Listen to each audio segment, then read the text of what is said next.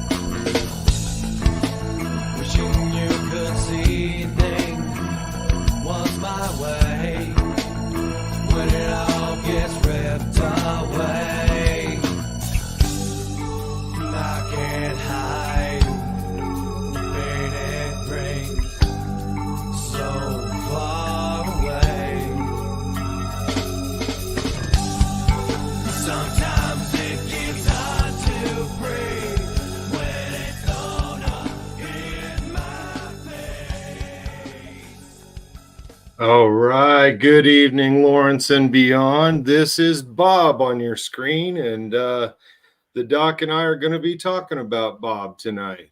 Justin, welcome aboard. Yep. Hey, I don't care what anybody says, man. That's the best intro out there today, man. That was an awesome intro. Okay. Let's get on with the show here. Thanks a lot, guys, for tuning in. I see we got the Rabbit in here, Clinton Hanson, Joe Cool, KFN, got the whole crowd. Kev Factor, Brandon Mitchell, man, that guy's everywhere. He is. He's even out on the street here lately. I know, he does it all. So, well, guys, the reason we wanted to get this little collab going tonight was we had a little bit of spin happening in the local news here recently, and it seems that our economic development guy is failing so bad that he's got to basically blame the rabble rouser and I as a means to come to an end of his contract with a little grace, I guess. I don't know. What do you think, Justin? Yeah, so that guy, his name is it Bob Richardson? Is that his name? Bob Richardson. We'll go ahead and just shove him back up on the screen so you can see what he looks like here. This guy was hired by the Chamber of Commerce basically to attract financial interests as a result of the Panasonic build that's going on over in Johnson County outside DeSoto. And they were supposed to attract some economic growth to Lawrence. And he's failed so miserably at his job. So he's outgoing now. He's leaving. And there hasn't been the growth there in Douglas County that was promised all around, that this Panasonic plant that is in Johnson County, it's in DeSoto, it's in Johnson County, would be bringing jobs there to Douglas County, and that hasn't happened. And so he's failed so miserably at it that he had this collaboration there with that guy right there. You see is Chad Lawhorn. He is the editor of the LJ World, which is the biggest newspaper there in Lawrence.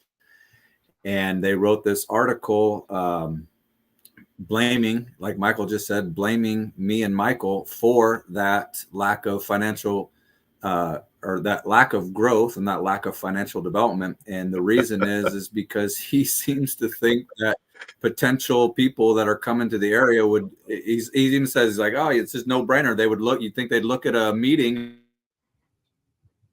and then decide not to come because they saw cussing at the meeting. Are you kidding me? Clinton, it is a battery plant, and it looks like Justin froze up just a little bit there, but we've got the and that's Chad Lawhorn. There he is. Go ahead, Justin. Yep, that's the spin they're running with. That's the spin they're running with. That this lack of growth, this lack of development, is because of cuss words that are said during a meeting. No other things. I mean, Lawhorn, that we'll read the article here. Lawhorn does say, are we saying that it's because of them? No, of course not. Not after that huge implication. Yeah. No, but we got this big headline up here though that basically implies everything that he says. Oh no, we're not saying that. We're just implying it with the biggest headline of the week, you know. Right. Yeah, we're heavily implying it, and then they say, well, we're not saying that, but they don't bother to go into any other reasons for the lack of growth, and that's kind of what me and Michael want to talk about here. There's some serious, obviously glaring reasons why people aren't moving to Douglas County, and it's not because of a couple of swear words from me and Michael. We're talking or two guys at a meeting raising a little hell because city leaders don't listen to them. I'm tired of hearing that as an excuse that we're somehow kind of disturbing everything. I mean, Christ, all we want is the 3 minutes to be uninterrupted to say our piece and move on. But this guy's going to make it like we're causing economic decline now. Well, he's just such a colossal failure at his job that, I mean, look at it. Like, you have this Panasonic plant that should be a slam dunk for job growth, and it doesn't. 4,000 jobs, guys. 4,000 jobs. Yep. So just a little background for the viewers there. Johnson County and Douglas County sit next to each other. Johnson County is east of Douglas County. And this Panasonic plant is going to be put in DeSoto, Kansas, which is in Johnson County, but it's close enough, I guess, to Douglas County that Douglas County seemed to think that they were going to be landing some of these 4,000 jobs coming to the area.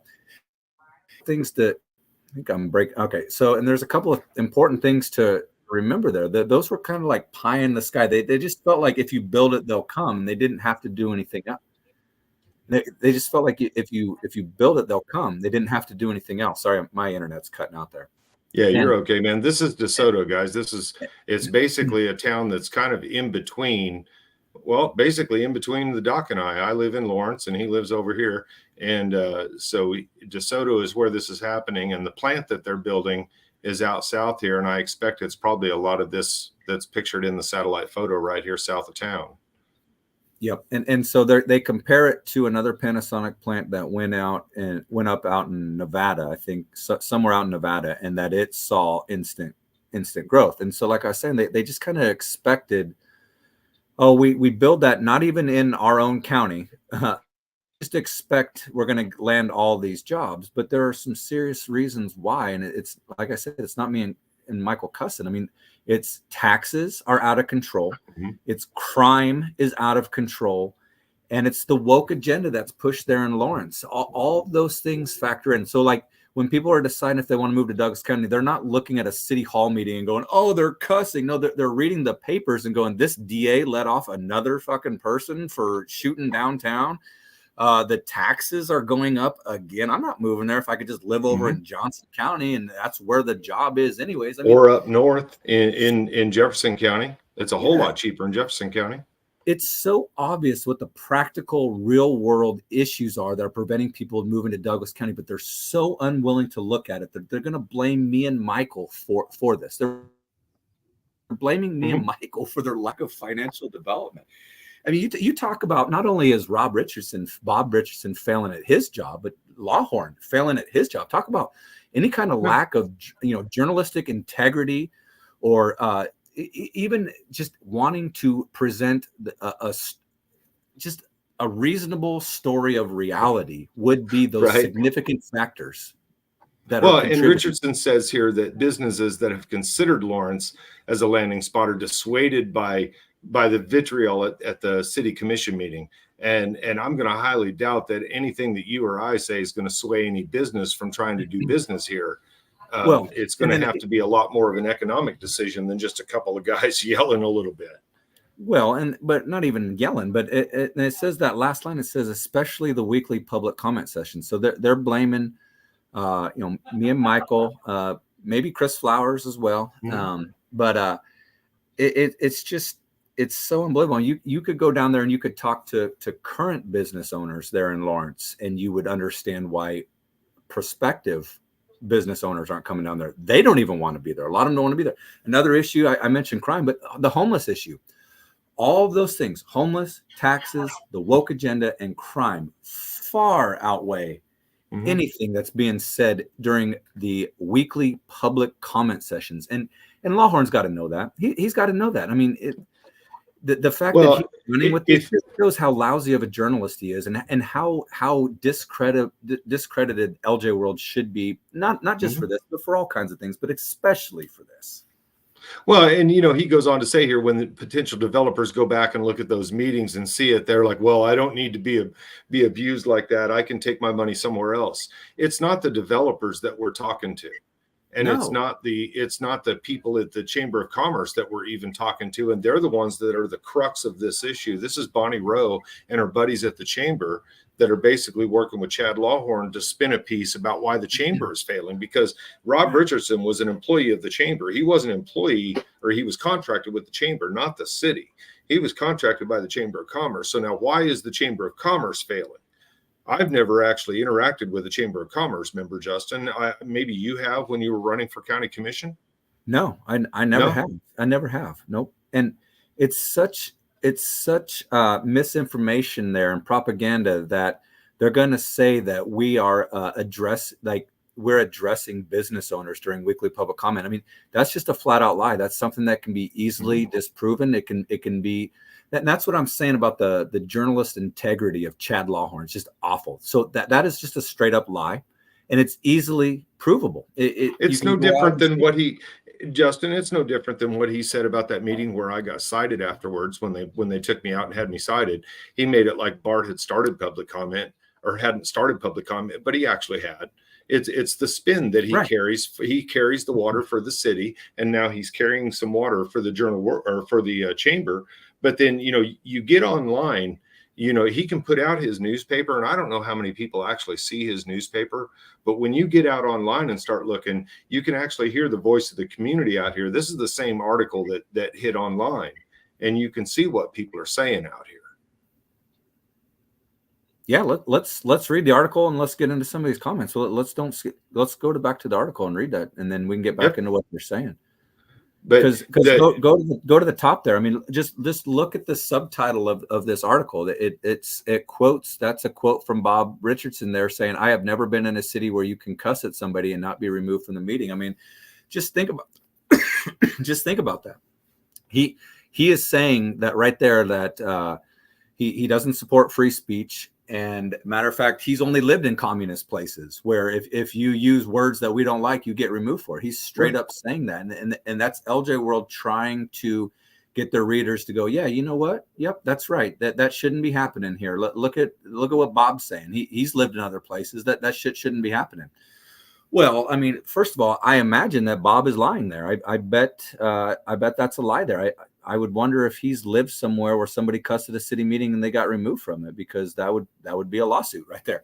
And it's not just he's acting like this is just a Lawrence thing, and this is happening across the country because people are upset with their local leaders for a variety of reasons. So you're seeing a lot of redress right now, but he's acting like it's an isolated issue and causing economic decline for Lawrence. Right. Exactly. That's exactly what he's doing. And it goes back to what we said there. He's a colossal failure at his job.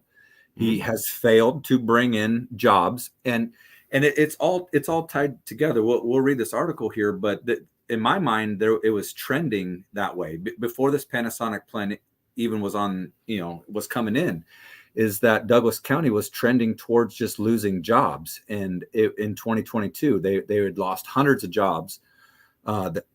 and so the the reasons were the same. It was too expensive to live here. There was high crime. There's a lot of homeless. Mhm. So it's not like this, just like me and Michael started cussing. Now people are like, I'm out of here. No, people Well, were and leaving this because of the this is a policies that were in place. Justin, I'm going to hold you up there because this is a really good point to get to that email that you showed me. Now, this is a email. Now, reminder for everybody: Dr. Spees did run for county commission, and so he did fill out these questionnaires for the media. And this is old Austin Hornbossel that had some communications with the doc and asked him some questions. I'm going to skip down here to where you started talking about the economics. Yeah, it's and question one. It's yeah, and it says here, Austin asks, with Panasonic battery plant coming to Douglas County, do you see the commission needing to strike a balance between impending growth in areas like Eudora and the desire to protect agricultural land? Back then, he wasn't even directly asking you about Lawrence, but go ahead and elaborate here, Doc. All right. So the background on all this is that this was a candidate questionnaire that was sent out to all the candidates. So me, Democrat Patrick Kelly, and then Libertarian Steve Jacob all got this. And LJ World said, we're not going to print your answers verbatim. We're going to summarize them and write them into an article. And I had an issue with that. I took serious issue with that. I went back and forth with Hornbossel and Lawhorn about, basically let the candidates speak. The community doesn't want your spin and twist on it. And that's exactly what you're going to do. Just print the words. There's no real reason not to just print the words. And since then, that's what they do. They before then they printed the words. After then they printed the words. But when I ran, they wanted to have control over the narrative and all of it. And this first question here asked specifically about the Panasonic battery, and this was 2022. And or it asked about the Panasonic battery plant, and it says they're coming to Douglas County. And so I immediately called out them for saying, well, first of all, guys, that battery plant ain't coming to Douglas County. It's going to Johnson County. DeSoto is in Johnson County. So it just goes to show just even more, just, I don't know what you want to call it.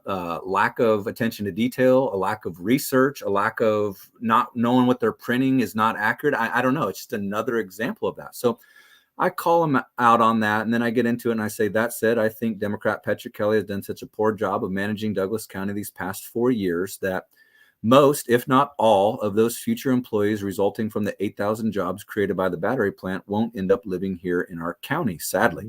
What a shame. Talk about a missed opportunity. Good job, Patrick Kelly. By the way, Patrick Kelly oversaw the loss of 300 jobs in Douglas County in just the past year alone. So that's what I was saying. Things were trending in that direction already.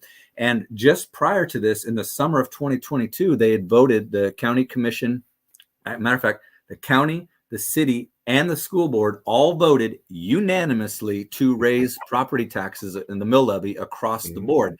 And Douglas County, their home values had gone up double digits from the previous year. So we're talking huge increases. And so that's why people were moving out of there. And guys, this is 2022. Now keep in mind that continuing on that trend, we've seen the largest tax increases happening here in Douglas County in the history of the county. Yeah. And so this isn't something that was a new thing. This started a long ago. And here's an email. This is from 2022. Let me go back up here and see the date. This is from October 5th of 2022. This is during the election of 2022. So this isn't something that's just popped up. This was 2 years ago that we were having this discussion and talking about the economic downfall, or the downtrend, I guess is what you want to call it.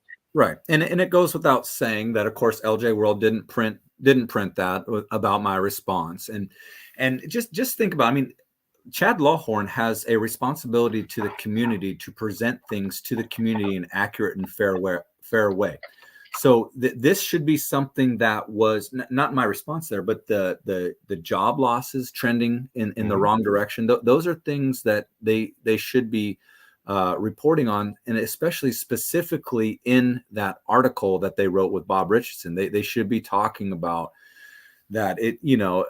it's too much to say, guys. It's a little crazy to say that these two guys are causing this loss, but they could at least say there's other factors, and it seems to be that this is a really expensive place to live. I mean, so in 2022 they raised taxes. This past year the same thing happened. There's no relief from the government.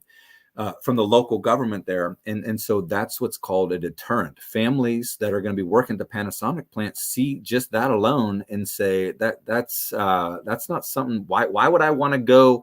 I could just live across the line. Panasonic battery plant is already in Johnson County. I could just live across the county line, not have to pay those kind of taxes, and just give. Or even Franklin or Miami County. They're both I mean, they could live in Ottawa. It's roughly the same distance from DeSoto, maybe a fefew more miles, but they could move down to, they could live in Payola. They could live in Osawatomie. There's a number of other places that are going to have a much lower tax base than what Lawrence does as far as rates.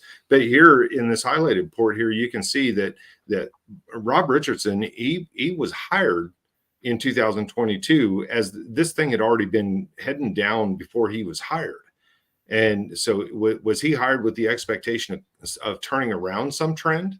No, he was hired with the expectation of attracting this new business, though there was a trend there already trending down.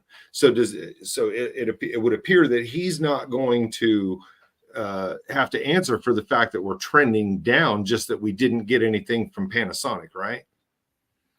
Well, and that's his response. He's like, guys, I tried. I mean, this Panasonic thing is a slam dunk, but these two guys, man, they're hurting the image of Lawrence. And so let's blame them. It's those guys. It's not me.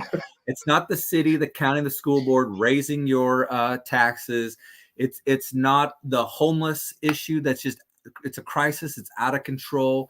Mm-hmm. It's not that it's every day you see a latest article about the DA there, Suzanne Valdez, either, just mishandling, losing a case, getting sued over a case. I mean, what's the fellow's name? Shannon from Indiana that's suing now. Yeah. Illinois. Yeah. The basketball player. Yeah. Mm-hmm.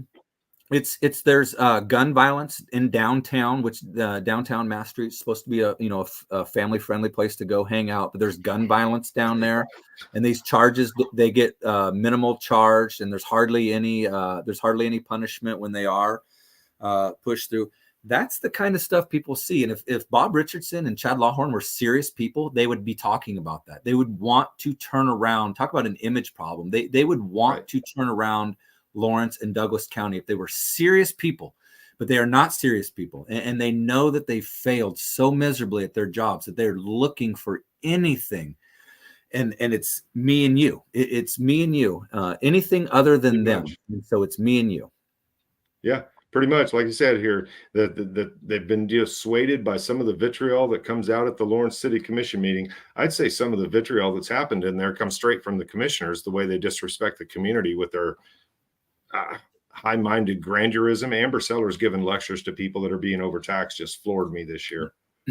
Well, that paragraph you just had highlighted there, it's just go up one. Yeah, right there. In Lawrence, there are a fair number of weeks where a viewer can see and hear loads of profanity, overtly racist comments, and occasional instances of meetings being stopped for police to remove a public commenter. Now, it's so interesting that Lawhorn will go into detail on those kind of things while also overlooking the fact that the commission has stopped speakers, has stopped me and you from speaking, and under threat of arrest have now they say to remove a public commenter, but they don't go into even the specifics behind first of all, the commission has stopped us from speaking, which is a violation of our rights, and have unlawfully wanted the police to remove us, but the police at one time declined to do that, and then at other times the commission has straight up said, "Oh, we changed our mind, we're not going to remove them."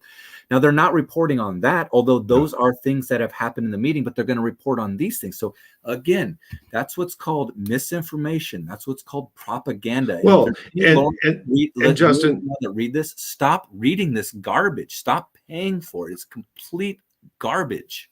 Well, they're saying here being stopped for police to remove a public commenter, but they're not giving anything else, any other context to that, because a few times there where the police are removing public commenters, those public commenters had every right to be there and every right to be saying the things that they were saying, and the police had no business acting with force against them by removing them or citing them or whatever else happens. Right, exactly. And it's interesting, they talk about a clear narrative push right there. They say that prospective business owners and families are tune in, watch a meeting, and they're not going to like to hear what they're hearing. Well, that's one way to look at it, but let's say that's true.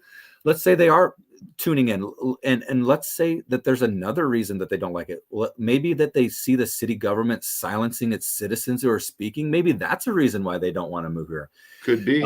It doesn't outweigh the taxes, the agenda, all that other stuff, the crime, the homeless. It doesn't outweigh that. But I'm just saying, if they're going to spin it as, oh my goodness, they're cussing on there, I can't move there. Well, maybe they're also looking at it and going, those government officials look like tyrants that don't want to listen to their community and their constituents. I ain't moving there. Fuck well, that. and see, here's how we justify everything that we wrote above here. Now look how much is written above here about how bad things are. And now we have this little statement here. Are booming public commenters then the reason Lawrence hasn't seen a Panasonic boom?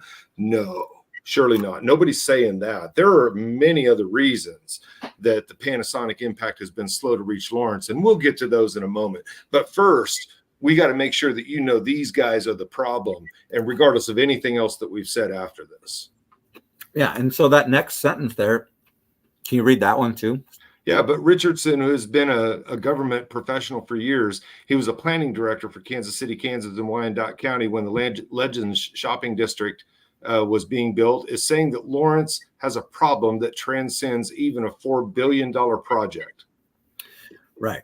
So that's how much weight they're putting on me and Michael's public comments. We're saying that our going in there and speaking has transcended $4 billion. Yeah, it's an image problem, he says here. It's an image problem that Lawrence has. I would challenge that their image is a problem for many other reasons, and I think the citizens agree. The rest of this article, he basically kind of tries to backtrack into some of those reasons, but I want to go out to the Facebook tab here now, because I think the citizens get it. Regardless of what Chad Lawhorn is writing in his newspaper, there's enough people out there that have been paying attention that they actually get it. And Joel Julesgaard and Susan Walker, I think they get them. Oh, Joel Julesgaard definitely gets it. Mm-hmm. And that's what he's saying there. I mean, if you want to read some of that. Well, he's asking them, county constituents and public commenters ruining Lawrence, and laughs at it. It has nothing to do with the decades of unqualified establishment elected government officials abusing their power. And that's exactly what we've seen. Hell, you saw Bart Littlejohn. Hell, he even shut down a former mayor last week improperly. I hate to say it, but Courtney Shipley was shut down improperly in that meeting. I know. And Courtney Shipley helped usher in and set that standard, and lo and behold, it's now being used on her. Imagine. And so that whole thing, exactly. One day it may be you. And last, a week or two ago, it was Courtney Shipley. Who would have ever imagined that? Right, exactly. Who could have guessed that? Who could have seen that coming? It couldn't have possibly came. No, couldn't have guessed that. Right. And let's get down past a little of Joel's here. Let's see. Here's is Chad his brother? Rob Robertson, you're an ill-informed and an idiot. And I think that pretty much names it, because he's not very well informed about the history of Lawrence. And then here's Judith. I mean, once again, I got to tell you, Judith always nails it. Yeah. If the LJ World actually reported events accurately, then their articles would be of value. And they have I want to touch off on this for just a minute. Lawrence Journal World has a paywall, and I am constantly getting shit from people about the fact that YouTubers make money. And the epitome of the people that you guys are trying to tag us as the people looking for clicks and looking for views. I mean, I want you to come see this because I want you to step up and be more active. I don't need your damn money, and I don't need your damn click. If you can be more active without clicking on my videos, then so be it. Get out there and go to a damn meeting. But Chad Lawhorn and the people at the Journal World, in order to pay their damn bills, They have to have you read that newspaper. They have to have you click on their links, and they hope that you click on the advertisers so that the advertisers continue to pay them more money. Now, Justin and I, we don't advertise. KFN doesn't advertise. I know a lot of YouTubers that are into this work that aren't into advertising. They aren't into the money part of it, the clicks part of it. Yeah, we want people to see our videos and we want people to get the word out and spread it, but it's not about the clicks and views in the way that they paint it. And this goes directly to Jay Armbrister. You know, he made this a big issue with me, but your guy over at the Journal World that keeps carrying your water, he's the guy that's literally doing this for clicks and views. And I think the community can recognize it as well. I know, it's so stupid. Every time we walk up to a cop afterwards, they always say, oh, you're doing this for clicks and money. And it's like, well, first of all, it's just asinine because no. But secondly, do you say that to the actual reporters that are getting paid money that are not even ashamed by it? Like, you click on the article, it goes behind a paywall. Do you say that to Condi when he walks up to you, to one of the reporters, Chris Condi? Do you say, oh, you're only doing this for money? No, they're more than happy to fucking talk to them. Meanwhile, they are actually doing it for money. Yep. They're actually doing it for the money. It's so fucking stupid, man. These people are so fucking stupid.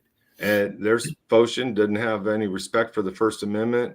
Well, hold on. Can you go back up to Judith Matthews' comment there? Yeah. Because I think reading the rest of it is worthwhile, because this perfectly captures what we're talking about. Go ahead. The propaganda of it. She says, so I'm on the third sentence there. It says the reporter was there but didn't get off his. Well, let me go to the second sentence. They aren't. They are total city propaganda. At a recent city commission meeting, a person was removed illegally. The reporter was there but didn't get off there to question either party, meaning he didn't question you. And I'm sure he questioned the commission, but he didn't question you. Couldn't even see from their angle. What reporter fails to question those involved? One who writes up what the city tells them to afterwards, even if that is recorded on video and proves otherwise. First Amendment, freedom of the press, or an LJ worldview only for those approved by the city who get free access for towing the party line. Shame. And we could end the live stream right there, because that's perfectly it. That's exactly right. Why in the world wouldn't a reporter go and ask what exactly happened, go back, review the video? I mean, that story that story that night published as we were standing in the parking lot within an hour. The reporter came walking out. He pressed send and then walked out within an hour of that meeting, because we were standing in the parking lot talking. Yeah. And so it goes to show he didn't look into it. He didn't review any video. No. He certainly didn't come talk to you. But let's flip that over, Justin. Let's flip that over, because there's the whole Amber Sellers, Josh Seiden thing when she nominated him for the CPRB. And I was trying to get the Lawrence Journal World to actually break news that it was Amber that did this, right. And nobody would own it. And I sent Chad Lawhorn the damn text that right. showed that she was involved in it, that she was the one, she even admitted defending him there. And he took it to his editor, and they wanted more. They got to have more, and we got to interview the other party and this and that and the other. If it's something that the community is going to bring to them, or somebody that they don't want to hear from is going to bring to them, or if it's a subject that they don't want to hear from, it's going to be, well, we didn't get enough sources to corroborate or to investigate properly. But here they will just run with this and slander people right and left. And this is what happens when, like I've said a lot of times in the last couple of months, about writing from the affidavit. They'll basically take the police narrative, publish it in the paper, and make somebody a convicted criminal before they've even had their first appearance. Right. Exactly.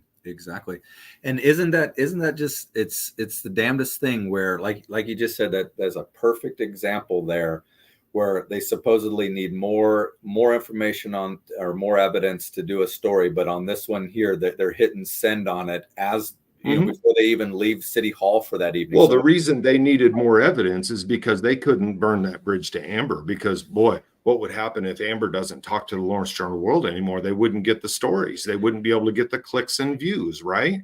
Right. Now, well, I burned that bridge knowingly. When I published the text, I knew she'd probably never talk to me again. And I don't freaking care, because what she did was wrong. And if I have to trade my morals and my ethics to be able to talk to Amber, I'm sorry. No, I'm not going to do that. Amber's going to need to shape up her morals and ethics and talk to me a little bit. Right. Well, you know, it's also like, you know, when when I filed the lawsuit against the city, and I made a video about this at the time. I filed the lawsuit, and within an hour, LJ World had written an article on it. And in the video that I made on, I'm just talking to the camera about how, you know, it's a 70+ page lawsuit. It would take 3 hours for me just to read through it. It would take me another hour to think through it, and probably another hour and a half, 2 hours to write something up to get it accurate. But no, they had it out within an hour. They had it out within an hour. There's no way they could even have read the entire fucking thing. But out it goes. There's no way they could have reviewed video. Huh? There's no way they could have reviewed any video or gone back and taken a second look at it. All they did was just write from whatever the police decided to tell them whatever happened. Yep, exactly. It's lazy, man. It's lazy. It's malpractice. I like this comment. The urinal world. And I actually heard a modification on that, Mr. Smith. I heard somebody earlier today refer to it as the urinal swirl. And I kind of like that. Yep. Well, you know, Judith Matthews has another comment over here in the live chat going, and it says exactly why Lisa Larson told me to read the LJ World article when Amber tried to shut down Justin for nominating Sidon, which was total fiction. My lying eyes and ears again. And so that's precisely what happened after Amber Sellers shut me down during general public comment for speaking on items that both Michael and Josh Sidon himself had talked about. I had called out Amber Sellers for nominating Sidon, and then she did a point of order and said I couldn't talk about that. And so Judith had sent an email to the commissioners, and Lisa Larson responded to her and straight up gaslighted her, up lied to her face and said, oh no, Justin got shut down only after he was verbally abusive. Well, and go read the Lawrence Journal World. Go read the Lawrence Journal World. They'll tell you the truth. I mean, that's what actually happened. Right. And so she references them to this lying, propaganda piece that, if you go watch the video, you can see very clearly that as soon as I call Amber Sellers out, she calls a point of order. There's no other topic that's brought up. It's just a point of order and I'm done speaking. Yep. And so Lisa Larson lies to someone that's concerned about this and uses LJ World's mouthpiece of political propaganda, lies and expects the reader, like she just said, to believe their lying eyes and ears. It's you pull the video up. You bring up a good point. Amber tried to shut you down. And they did the spin thing. And then when the spin wasn't working anymore, you notice that happened a few weeks right before Amber started just ditching public comment. Right. And I think, to me, the reason Amber, she's chicken. She knows she can't shut us down. And she keeps trying these different ways to shut us down. And what's she doing in the back room? She's just hiding from the inevitability of having to come back out because she tried to shut you down. And then a couple of weeks later, all of a sudden, she just has to stay out of the room. Right. And so, again, that's where LJ World has a responsibility. They should be calling her out as well, because that's just bad governance. And on top of that, I wanted to mention this as well, because it's in line with the article we're talking about tonight. Another a clear propaganda piece from LJ World is that they printed Amber Sellers' statement on why she is no longer sitting through general public comments, and they run it without a shred of integrity, without a shred of curiosity, without a shred of wanting to learn a little bit more about what she is accusing of. So, for instance, in that article, she says that her and the commission have endured threats. And so threats are what is called a crime. And so if a crime had happened, damn well that a police report would have been generated. They would have charged somebody. Somebody would have been charged. The LJ World, there would have been articles written on it. And none of that exists because there have not been any threats. But LJ World prints that without following up and being like, Amber, can you provide us those case 100%. Numbers on that? Well, how didn't we know about this? We've been in all the meetings and now we're just hearing about this. Why didn't we report on it? I mean, when you think Lawhorn would be like, hold on, Amber, we've never reported on anybody threatening you guys at the meetings. What are you talking about? Right. They don't even fucking ask. It's straight up. It's not important. It's not important to the narrative that they're spinning, and so it just gets left behind. Well, it gets left behind, and part of what I hope, and what you had said is that, you know, these comments are an indication that people are waking up, and I agree, they're waking up to the bullshit. But I hope that they take it a step further and they wake up to what they're being fed to them as lies, and that they stop reading LJ World, certainly stop paying for it, and put them out of business. If they're going to lie to the community for whatever reason, but they're doing it for political reasons here. They're doing it for financial reasons as well with that Panasonic stuff. Whatever. Well, and I think Rob, Bobby boy, he's doing it for career reasons because he needs to cover up this failure so that he can move on to his next big contract. Precisely. And he can't point to the city and the county and the school district and the taxes and the crime and all that stuff because he's part of that fucking system. And me and you are outside of it, reporting the facts as is. And we are being, you know, they're basically saying we're costing them $4 billion. Well, like the normal levers that they usually use to shut down stuff like this and this kind of information, the normal levers aren't working because they're not able to say, hey, if you don't do this, we won't do this. I don't need a quid pro quo from the city, and I don't care to ever get an offer. I don't even think these are normal. These aren't even normal levers, man. This is unheard of to be doing this to target specifically general public comment, specifically the people that speak during there as the reason for costing the county $4 billion.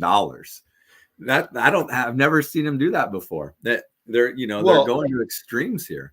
And as we've said a number of times, every single effort they've made to try to, I don't know what you want to call it, control it, stifle it, shut it down, whatever. Every single step has just resulted in more attention being brought to it. And here's another reality. We discussed this after the last couple of meetings. They're upset about public comment. Well, back in the day, and I remember this, back in the day, we would go in there and there would be a 3-minute public comment period that we would have at the beginning. And most oftentimes you and I were out of there by 6:30, 7. Occasionally, I would stay a little later if there was an issue on there that I had really personal interest in, but we were out of there pretty quick. And what they've created is a situation where now we go in there, we have to wait till the end of the meeting. So now I'm looking at the agenda. I don't want to sit here bored all night. Let me look at this agenda and let me dig into this and find out what these things are and learn about them a little bit more and maybe give my 2 cents on them. Well, I mean, that's what happens when you move public comment to the end. Amber and Bart and Lisa. Think about it. Right. Yeah. I mean, we're going to exercise our rights even more. And I wish more people felt that way as well. I mean, just think about that. Lawrence, I mean, no matter how liberal and Democrat and how much you hate the other side and all that stuff, but just think about that. Your elected officials there with their liberal woke agendas they are making your public comment. They're putting in deterrents for you to go in and speak. And one of them is the time. But then also on top of that, they are also censoring the community because they have chosen to stop recording and broadcasting the general public comment. And we've already run into a very serious, significant issue with that, is that there are rights violations that take place in there. There are arrests that were threatened to take place in there and is not being broadcast to the community. So a very important thing going on in there. Mm-hmm. The community of Lawrence, all the liberals and everyone that voted for this stuff, you are being deprived of that information. You're being deprived of the governmental processes that are taking place in your community. And on top of that, you're being programmed to hate me and Michael for that. We are the reason is what you're being told, instead of just wisening up and being like, well, I don't agree with what they say, what Michael and Justin say, but do you really need to not broadcast and record general public comment? Why? What is that? What is that achieving? And there are people that have voiced that concern. I just think that there need to be a lot more that have pushback against that, because it's a significant restriction that they're putting on information coming out of City Hall there, the commission. Well, and the thing is they make it like we're in there just to disrupt and just to cause problem. Now, I tell you the reason that I'm loud and the reason that I'm persistent is because the issues that I've brought to them have been ignored time and time again. And I get a little bit of lip service at the beginning. And then when they found out that the lip service didn't work, I would just get ignored. And if I wouldn't buy the bullshit, then it's not worth talking to him, because he's not going to buy the bullshit that I'm going to give. So he's just a lost vote, I guess, is the way they view it. That doesn't make any sense to me. Right, but we're not even at that point here. Like, so I was speaking at general public comment 2 weeks ago, and I was reading from the lawsuit that I have filed against that city commission there and two of its mayors, Lisa Larson, who is a commissioner right now, and Courtney Shipley, who's no longer on the commission. But I have a lawsuit filed against them for restricting my free speech there on multiple occasions. And I'm reading from that lawsuit, and I'm giving examples of the inconsistencies that have taken place in those meetings right then and there over time. And also setting it up to ask a question, a serious, legitimate question. How am I supposed to know what you all consider germane when you allow some people to talk about things that I'm not allowed to talk about, topics that I'm not allowed to talk about? And so that's what I'm talking about. I'm simply reading from, I've typed it out on my phone. I'm reading what my remarks are. I'm not cussing. I'm not yelling. I'm just reading that. And I get stopped by Bart Littlejohn, the mayor, who says that it's not germane. And because now that he's determined that it's germane, no matter what I say, I'm like, are you kidding me? Am I living in an upside down world? A lawsuit against you guys isn't germane to you guys? He now can say, well, you're being a disruption. And because you're being a disruption, you can be under arrest for that. And so that's the kind of stuff that I think needs to be reported on, because we're not going in there yelling and cussing and blah, blah, blah. Does that happen? Sure. But I'm giving you an example of when it doesn't happen and we're still down. Justin, for the 4 hours or 3 hours, whatever, before public comment, what are we doing? We're standing in the back of the room, sitting in the back of the room quietly, or we're going outside the room to discuss something. Yeah. I mean, we're not interrupting the meeting. We're not disrupting anything, and they're getting work done. But when it's an opportunity for the public to weigh in and for the public to express their opinion, that's exactly what it is. It's not a time for a commissioner to look for an opportunity to shut somebody down so that we can end this process a little quicker. Right. Exactly. And I like that comment that's up there from Clinton Hansen. It says, I looked at apartments in Lawrence today and the rent is through the roof. First of all. Secondly, what I have seen of the politics in Lawrence, I'd never moved there. So that first part about rent. So, I mean, it's outrageous. So part of the, I mentioned the lawsuit that I filed against. Part of that lawsuit is an incident that happened in October of 2022, where I was speaking during general public comment, and I specifically mentioned things. I mentioned rent, I mentioned inflation, I mentioned gas prices, and Courtney Shipley, who was the mayor at the time, stops me and says, "That's not germane, because what does the city have to do with rent?" And I'm like, "Are you fucking kidding me?" When property, there's a lot of reasons, but when property taxes go up, right, the rent goes up. It's not the evil landlords, it's the property taxes. It's what you guys are doing. And so that's why I hope that, or I was going to say that the importance, the significance is that there was a recognized problem in the community in terms of rent is too high, which could contribute to people not living there or moving out of town, or like Clinton was saying there, that he wasn't, that's too high. It's too high. So we weren't even allowed to talk about the issue. I wasn't allowed to talk about rent. So rent is off topic. So we got this out of control issue that's making it so people don't come to our community and grow the community. But we can't talk about it. When you come in to talk about it, it's not germane. Shut the fuck up. We don't have anything to do with it. And so I got shut down and under threat of arrest got escorted out of there. And so how are we supposed to fix a problem like rent if the commission can say, oh, it's not germane, shut the fuck up, get out of here? Well, but apply that to any problem. How are we supposed to fix any problem if the commission can just say it's not germane? And Chad Smith posts another, ask them for the definition of germane, guaranteeing they can't define it. And this goes to the crux of the issue, is they really cannot define germane. They haven't been able to, Justin. Well, that's the thing. One of the things that I read, it was either last week or the week before when I got shut down. I can't remember. But one of the things is in their lawsuit, they say that a reasonable person knows what germane is, and germane means related to the business of the governing body. And so, so I think that the commission needs to have that applied to them as well. So, for example, rent. That would be germane because it's relevant to the business of the city. Your lawsuit, the lawsuit that I filed against you, that's called germane because that's related to the business of your of the. And I laid out reasons why they've spent $26,000 on these lawsuits. Boom, that alone right there, it's germane because that's taxpayer money. Next, can we move on? And so what? And so what is happening is we're cut off.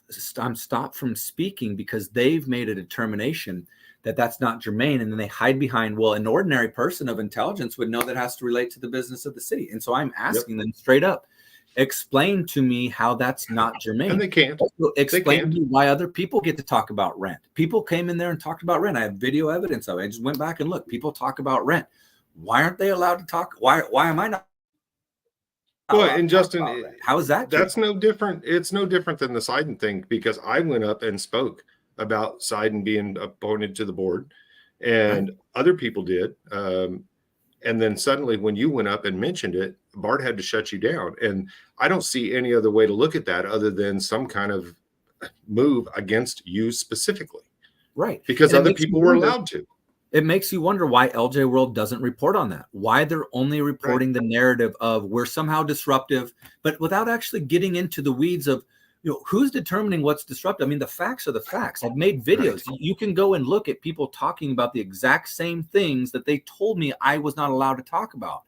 It's right there in LJ World. But how? No, hold on. They make you disruptive. Let's dig into that just a little bit. So you're talking during your 3 minutes, and you're speaking about an issue that any normal person would see as germane to city business, such as increasing rents due to property taxes going up. And the mayor interrupts you and tells you that you're not being germane, and you continue speaking on that issue. How are you just arbitrarily the disruption? And it truly is just because he has that title. He's mayor. So he can say that you're causing the disruption, not him for interrupting you, but you are. Right. And it's so damn subjective. You can't even argue back in the moment. So like I would argue back and be like, what are you talking about? I'm suing you guys. There's a lawsuit. I mean, that person right there, Lisa Larson, is named in that lawsuit. The entire commission is named as a body in that commission. How is that not germane? And that there's no overturning it. He has that, the mayor, whoever it is, has that subjective ability to say that it's not germane, and that leads to discrimination. That the subjectivity of it leads to the ability to discriminate against people that are speaking they don't like, and that's what's going on with me. It's clear as day. I mean, I'm talking about things that other people are allowed to talk about, and my gripe right now with this, I'm trying to tie it into our conversation, is LJ World, why don't you report that? No, they won't. They can't. Well, if you want to say what's really going on down at these meetings, first of all, get your reporter with a fucking camera himself broadcasting that to your audience. Well, hold on, because you talk about LJ World getting a camera and reporting it. McKenzie at the Times, she is reporting their feed. But again, during that situation where they had me removed and cited, that feed did not show everything that was going on. It didn't show the full spectrum of what was going on. Had she been in the room with her own camera, focusing on the things that were happening, she might have caught what actually happened in that room instead of just relying on the city's feed. Exactly. It's like get down there with your camera and film as well. So you have a government that you're reporting on wanting to operate in the shadowness, and you as the reporters are supposed to be the light shiners, which is basically what me and you are doing, Michael, and we're getting villainized and demonized for it, but they're supposed to be there shining the light. Now, yes, Mackenzie Clark at Lawrence Times is recording the Zoom and broadcasting that on their YouTube channel, but like you said, it's only through the government angle. So it's one camera angle in there, and had you not been recording, and had I not been recording, we don't see a different angle of what happened when you got. Well, I'm going to back up. I'm going to back this up just a little bit, because when McKenzie first started putting out her videos, what she was doing is she was capturing the full screen of the Zoom. And I'm suspicious of what's going on here. And I'm just going to go ahead and state it publicly, because if you go back and you look at the Lawrence Times YouTube channel, you can see the first few that they put up. They're just capturing the Zoom screen with everybody on it. And then there came a time where I don't remember exactly what was going on, but Amber made a face, Bart made a face, and there were some faces being made.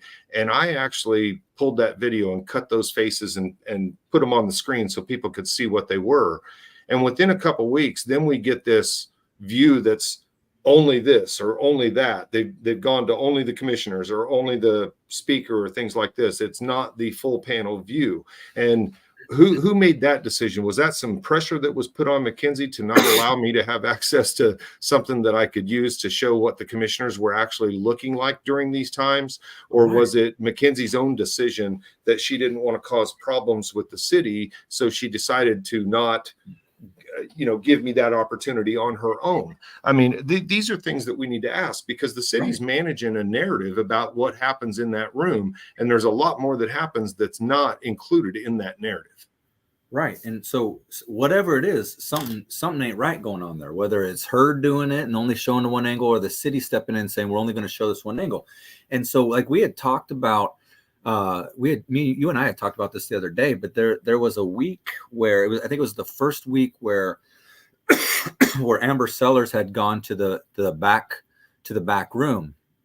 And so and so the camera angle that was broadcast during general public comment didn't even show the speakers. It was an angle that was pointed just from an angle back towards the commissioner. So you saw the 4 commissioners and then the empty seat of Amber Sellers. You couldn't see the commissioner. And so in my mind, with Amber Sellers being able to go back into that back room, all the commissioners could do that as well. They could be like, all right, we're out of here. And so with that camera angle, what you would see essentially is just an empty room with a speaker supposedly somewhere in that room standing there speaking. would look like just an empty room. And what does, talk about an image issue? What does that see? What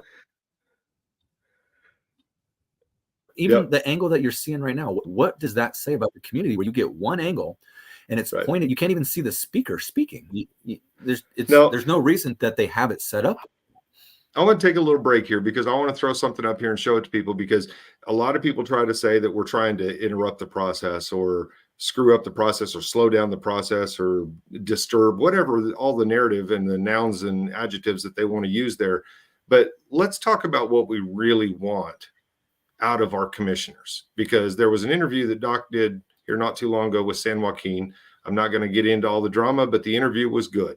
And I'm going to play a little excerpt of it here. Beautiful thing to see the process play out right there. Our elected officials took a concern of ours seriously and debated it like they should. Now, ultimately, the outcome didn't go the way that we wanted, but the process fucking worked. An excuse. I think people go, well, I'm not going to go to the meetings. These commissioners, they don't listen. It doesn't change anything. It's like that's called an excuse for your apathy and for your cowardice.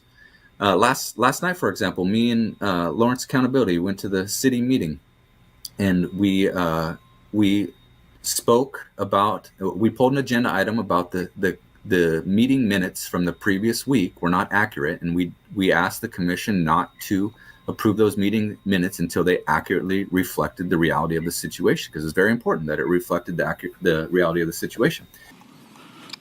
Vice Mayor Dever? Mayor, when I walked in the door, I was asked by a member of public why certain items weren't listed on the meeting minutes, so I would ask that person to speak to the items, because I'm not really prepared to do so, but thought it deserved some sort of recognition since he requested such. Okay. And to our surprise, the commission debated it, and they took positions, and they all didn't vote in favor. Now, they ended up approving it, which was wrong, but a couple of them voted against it. And so afterwards, me and Michael talked, and we said that was a beautiful thing to see the process play out right there. Our elected officials took a concern of ours seriously and debated it like they should. Now, ultimately, the outcome didn't go the way that we wanted, but the process fucking worked.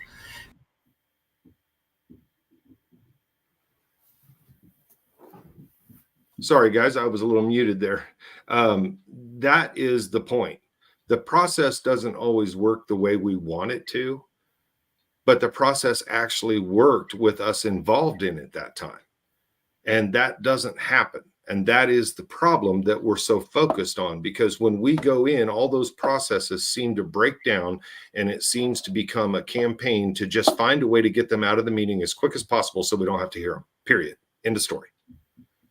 And if they would just let the process play out, that's all we've been looking for. And I think, Justin, the way you put it in that interview was probably about the best way it could be put. It was a beautiful thing. And I remember having that discussion with you right after that happened. We went out in the outer room, is like, holy crap, did that really just happen the way I thought? I mean, I didn't like the outcome. I don't like the fact that they didn't correct the minutes to show that I was removed improperly and cited and such, and that you were silenced. But the process freaking worked. Right. Yeah. No, it was... And we got all those commissioners on record. That's the other thing that I want to point out is during that process, these commissioners have that opportunity to speak and point out why they're for something or why they're against something. And I made a comment on a Johnson County page today, or not Johnson County, but Jackson County, because their commissioners apparently want just a yes or no answer from the citizens. Do you support this or not? Yes or no? And I said, no, you've got to tell them the reason why you support something or why you don't support something. They need to dig into those reasons why you're thinking that way and understand the people a little better, instead of just expecting a yes or no from somebody and they're going to walk away and hope that you make the right decision. That's not the way democracy works. And you're not participating if you're just giving a yes or no without any kind of background to it or any kind of an explanation as to why. Right. Yep. Exactly.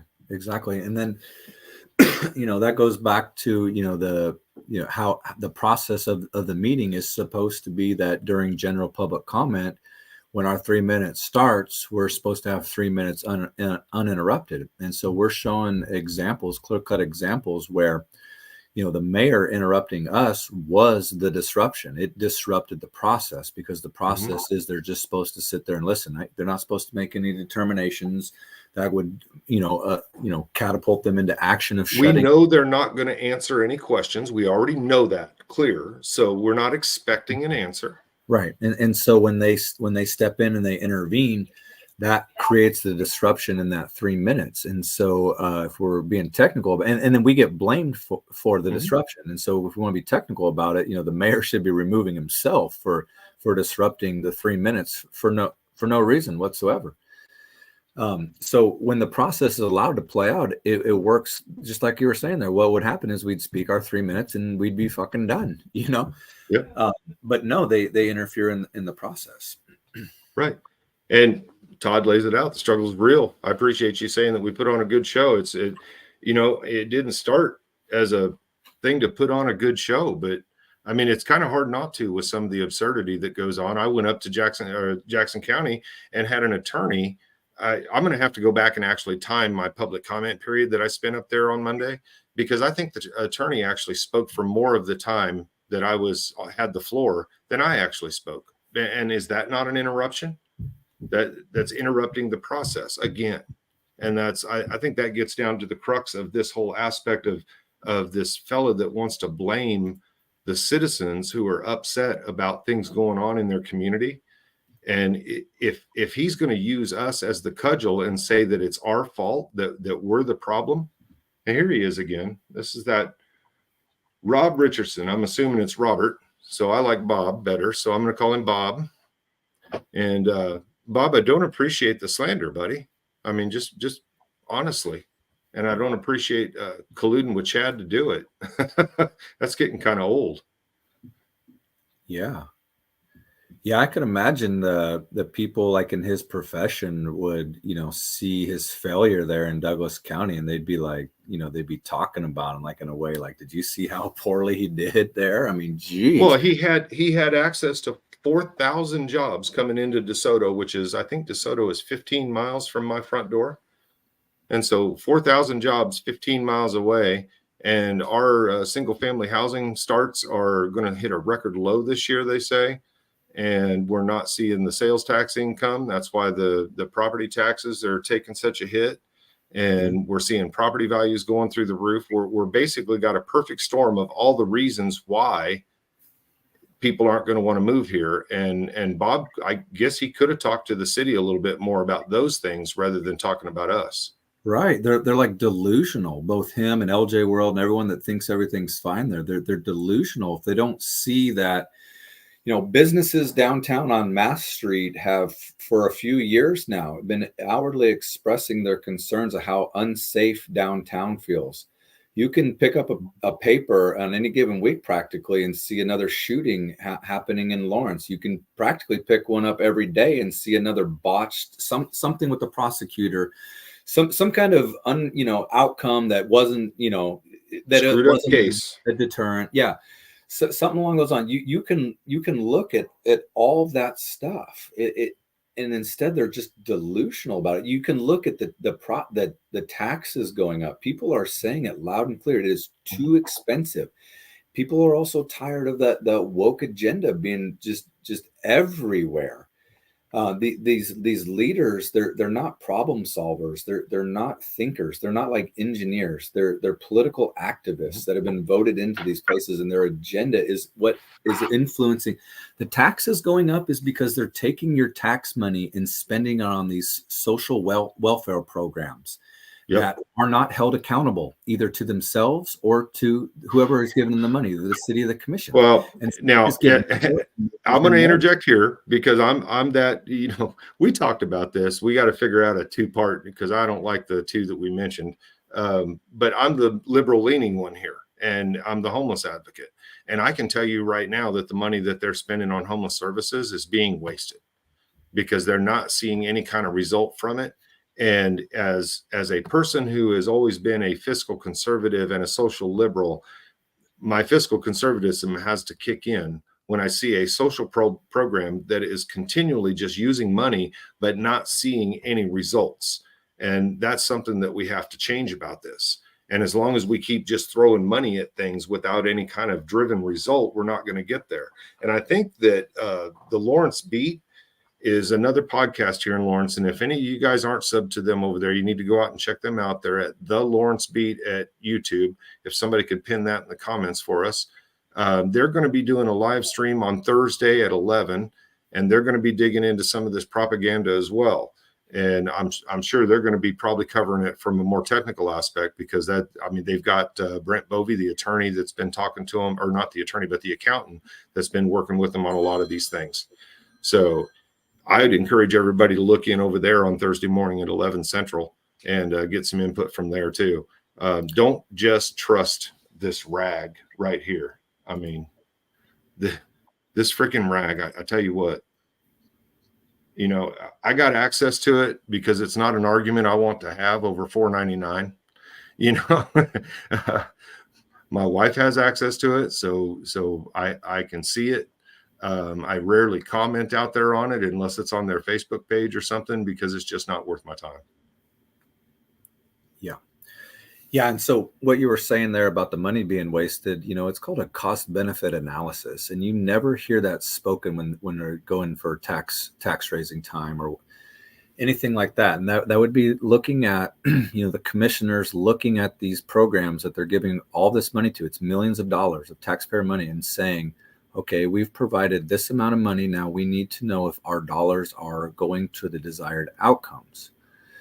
And you don't see that happening. And so you'll see more money being spent towards those programs. There's no cap on it whatsoever. And I ran on a lot of those things, capping spending. Hey, look here. Look here. Like It says FYI to that, Eudora still doesn't have growth from Panasonic. Now, I don't remember ever going to a Eudora city meeting.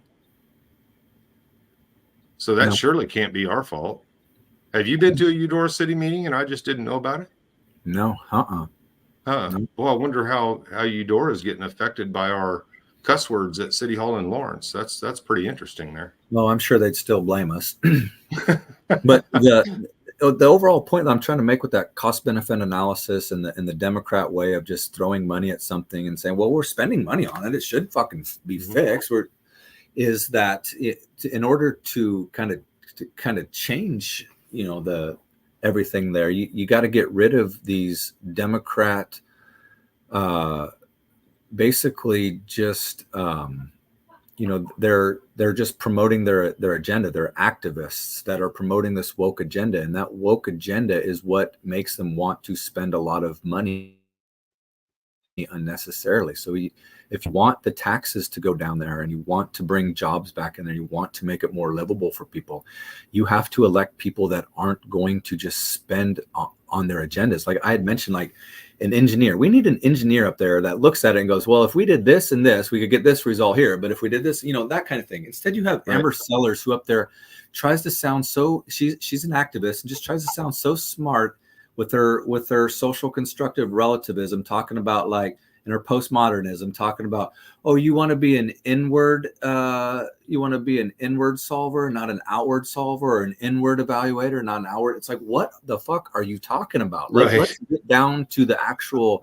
I remember that technical conversation about the technicalities, whether they were inward facing or outward facing technicalities. And that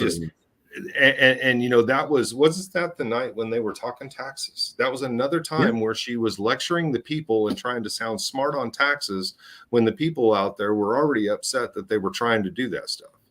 Right. And this is not a new tack either. I want to point that out as well. This whole thing about blaming us for the lack of growth. Hell, they tried to blame the fire department for the tax increase.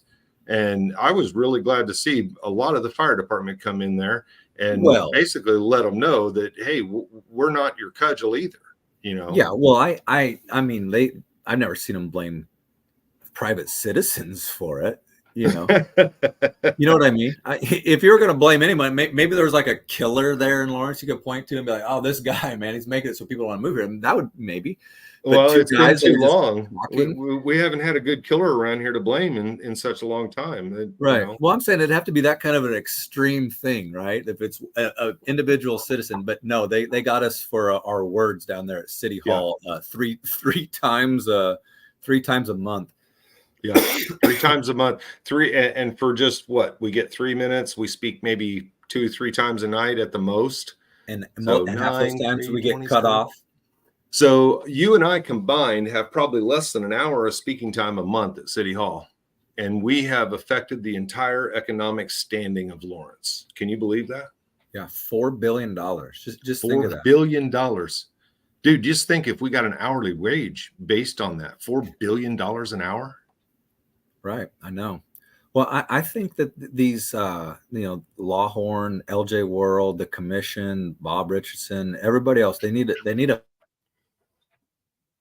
mirror held up to themselves. So what is right? They're being delusional. There are practical things. They could have used an article to get to the practical aspects of it, like what really is going on.